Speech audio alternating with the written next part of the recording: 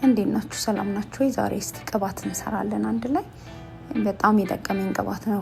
ከአመት ከ6 ወር በላይ ተጠቅሜዋለሁ፣ ለኔም ለልጄ።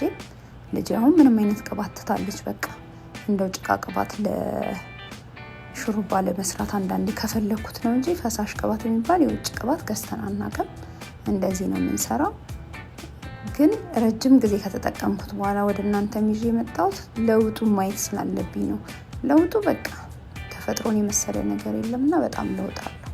አሁን ይህን ቅልቅሉን ስታዩት ሽታ አለው። እንዴት ተቀብተን እንሄዳለን? ልንታጠብ ነው ወይ ከዛ በኋላ ተቀብተን የሚል ሀሳብ ይመጣል።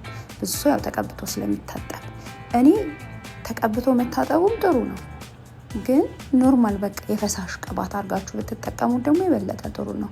ሽታው ምናምን ለሚያስቸግር፣ ሽታው በጣም በቃ ልክ ሲወጣ ሌላ ጠረን ነው ይዞ የሚመጣው የነኚህ ሁሉ ቅልቅል ስለሆነ። ግን የሽታ ማጥፊያም አለ፣ እሱንም አሳያችኋለሁ። እሱን ቀላቅላችሁ ካለቀ በኋላ አጥላችሁ ሲጨርሱ ወደ መቀቢያ፣ ወደ ቦትል፣ ወደ እቃ ስታረጉ ማለት ነው፣ ያኔ ትቀላቅሉበታላችሁ እሱን።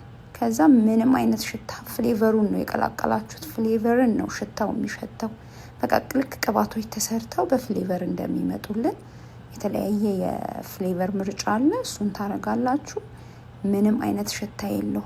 በጣም ቆንጆ፣ በጣም በቃ ኬሚካል የለው፣ ተፈጥሯዊ፣ በጣም ቆንጆ ነው። እኔ አድቫይዝ አረጋለሁ። ይህን ጠርሙስ የምጠቀምበት ምክንያት ፕላስቲክ ጥሩ ስላልሆነ ነው። ግጥም አድርጎ ይይዛል፣ በደንብ ነው የሚይዘው። ገልብጦ እሱን ለ15 ቀን አቆየዋለሁ ቅባት ካለኝ። ከሌለኝ ደግሞ በዋን ዊክ ውስጥ እንደገና በቃ አጥልዬ እጠቀመዋለሁ። እንደዚህ አረጌ ጨለማ ውስጥ ለ15 ቀን ከቻልኩ በየቀኑ፣ ካልቻልኩ ደግሞ በ2 ቀን እያማሰልኩ አስቀምጠዋለሁ።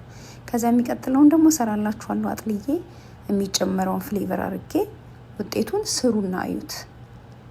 ይገርማል። በጣም ቆንጆ ነው። ቴንክ